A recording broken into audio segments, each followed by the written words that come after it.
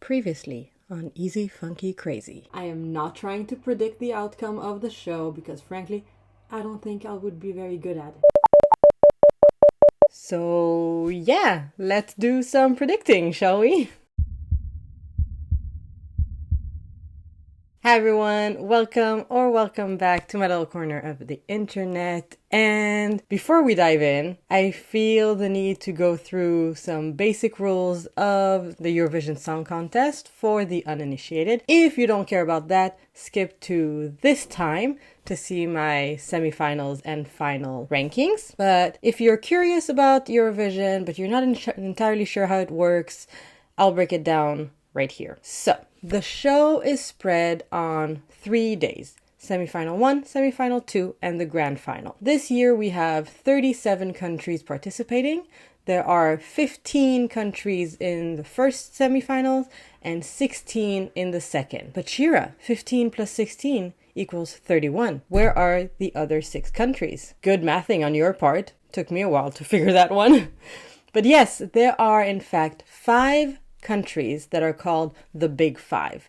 They pay for everything EBU related, so Eurovision Broadcasting Union, and so they get an automatic pass to the final. Those countries are the UK, France, Italy, Germany, and Spain. Ukraine, who are last year's winners, get an automatic pass as well as the quote-unquote defending champion. 10 countries from each semi-final get to move on to the final. Contrary to what, the Story of Fire saga on Netflix has shown, there are actually no points announcements during the semis. They just read out the countries in no particular order. But the way they are chosen this year, as opposed to previous years, is 100% by fan votes.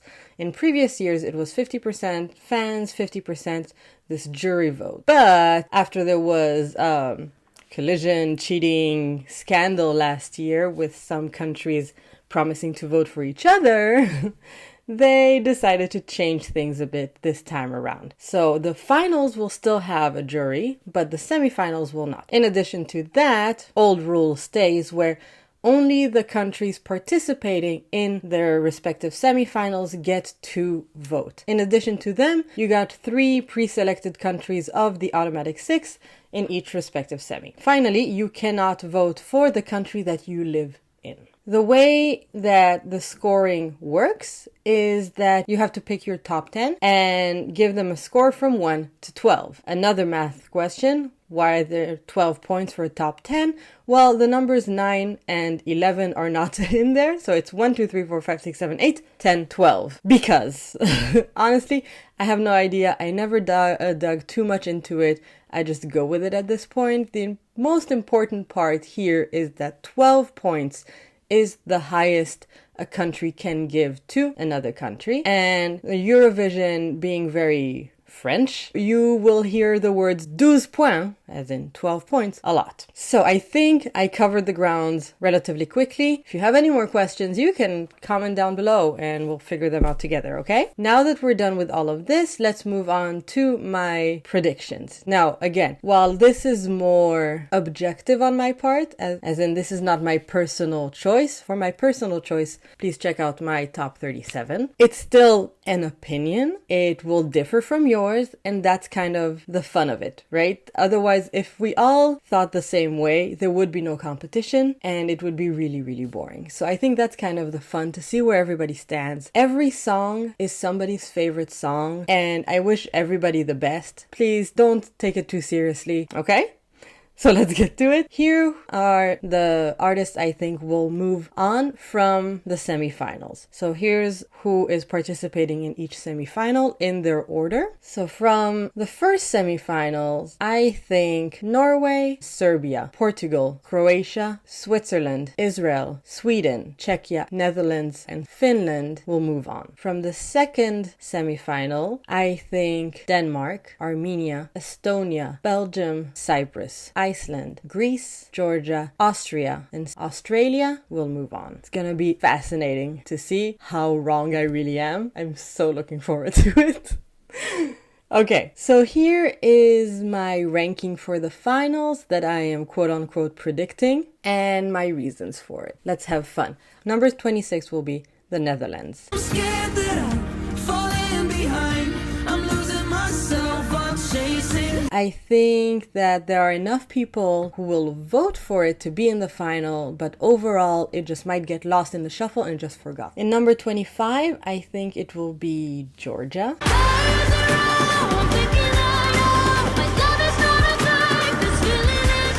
It's a very, very powerful song musically and vocally, but the lyrics are a bit nonsensical and the whole thing just might not sit well with the jury. In number 24, I think it's gonna be Estonia. No more time to waste or to play pretend. I think a big ballad with inspirational lyrics is always going to do well with the jury, but with this year being more upbeat in general, it might not get many fan votes. Or, to be fair, it might get all of the votes of the people who prefer ballads. So, it's a toss-up really.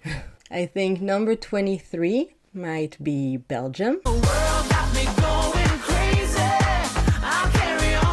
I think the older LGBTQ crowd might root for it for nostalgia's sake, but I don't see it getting much higher than that. In number 22, I placed Iceland.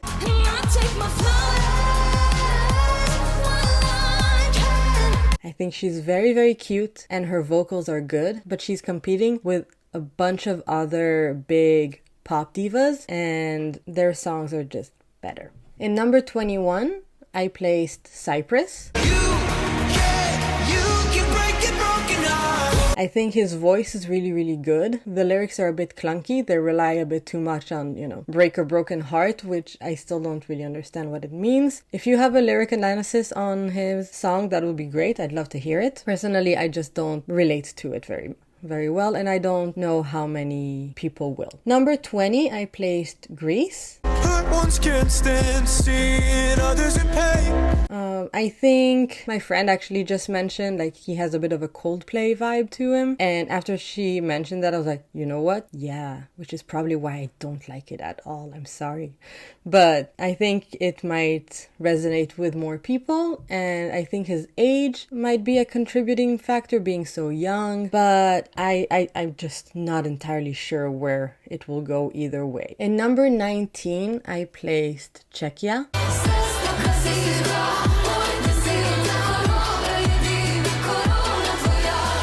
The people who enjoy more weird stuff will have to split votes between that and Serbia and Croatia. So it's not a huge crowd to begin with. So when it's just the one act, it can bring an act way up, like 4th place with Serbia last year. But when it's split to different votes, then everybody gets to move down a little bit. So in number 18, I placed Serbia. For the same reasoning as Czechia. I think though they're very, very different songs, the artistic aspect of it is very high. So I think they have a very similar target audience. For number 17, Switzerland. I don't wanna be a soldier. I think the big, powerful anti-war song with deep, dramatic voice, these things always do well, but I'm just not sure there's that extra oomph to get it higher on the list. Number 16, I placed Israel. Again, similar to Iceland, lots of pop diva songs with very similar themes and vibes. So the votes get split, and for Israel, I think the lyrics make it go a little lower than the other ones. Number 15, I placed the UK.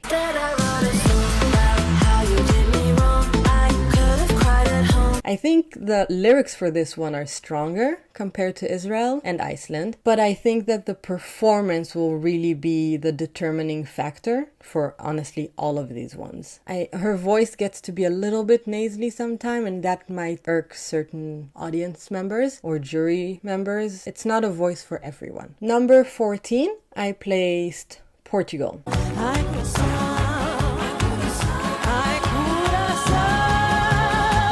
I placed it pretty low on my list because it's not entirely my style, but it has grown on me since then, and I think it is very groovy and actually a lot catchier than what I first thought of it. It's in Portuguese and it's cultural, so I do think it will do pretty well. Number 13, I placed Denmark. I'm not scared to love you, but I'm scared of breaking my heart. I have a feeling that he has a pretty large fan base that is rooted in K-pop, and you do not mess with K-pop fans. Number 12, I placed Spain.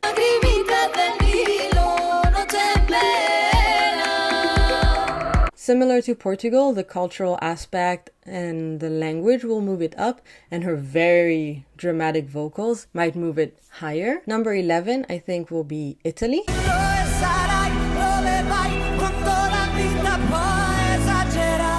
I think that Italy has done pretty well the last few years, and I don't really see them slowing down for now. His voice is so beautiful, and it's such a big song.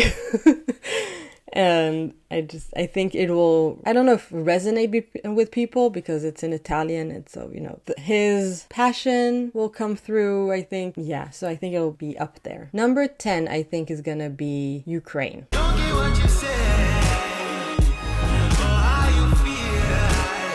I think Ukraine got so much support last year, but this time I think the anti-war songs are more spread out, and this song is a little more generic than Stefania. I think it's very, very purposeful, but it doesn't have that big, like, traditional cultural aspect that Stefania had, and so it's a lot more Western, modern, all of the air quotes that you can think of. Even though they have added Ukrainian into it, so that's cool, it's not as powerful. Number 9, I've placed Germany.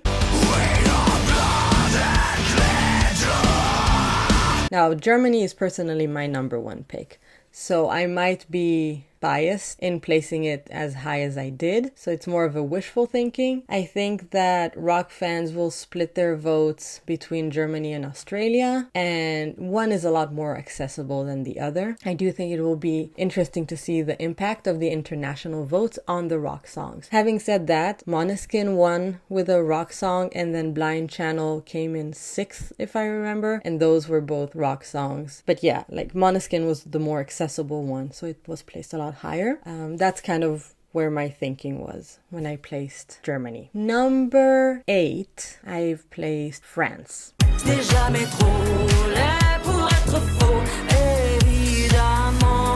I think that the groove, the lyrics, her voice will definitely carry this song very high. I hope for her to be higher, but there are so many good catchy songs this year. It is a really tough pick at this point. Number 7, I've chosen Croatia.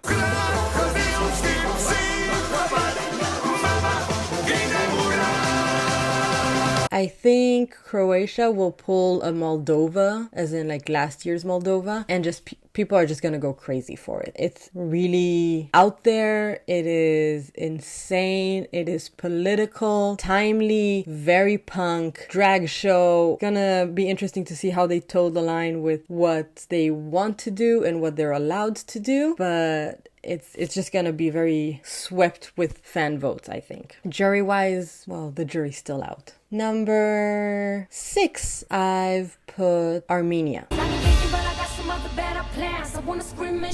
It's another one of the pop diva songs. I think the musical aspect of this one will move it higher, and she has 2 lines in her song that would resonate with a lot of people. First being "Be good, do good, look good." It's always a good slogan. And her screaming 7 minutes of unnecessary panic attacks. It lingers in you and it stays. If she can pull off that performance, it will place very high in my opinion. In number 5, I've put Norway.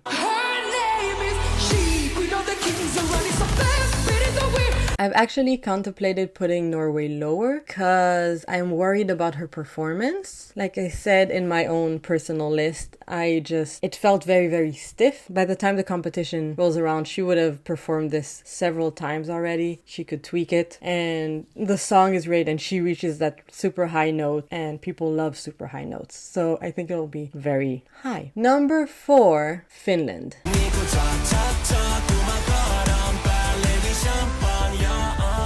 I think this song is so catchy and so crazy, it will be hard for people to ignore. I've placed it very high. It might actually go very low because it's a love it or hate it kind of song, but it has taken the internet by storm a little bit. I think it'll go high rather than low. In number 3, I think this is very wishful thinking, and I doubt it will happen. But again, like, it's a toss-up, so I do think it will be Australia. Promise me it's gonna be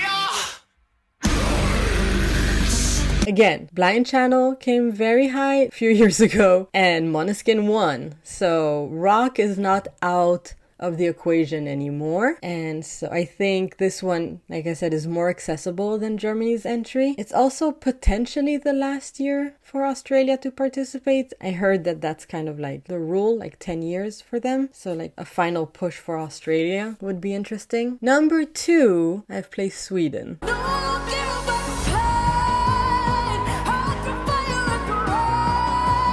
I think Loreen's popularity is unmatched, and the jury loves her. She is a legend and people respect that. But I don't know, I might be eating my own words in a month, but don't see it winning. And I think it's because it's so obvious that it will go the opposite. I might be wrong. Probably am wrong. And I think, I don't know why, I just have this weird feeling that number 1 will be Austria.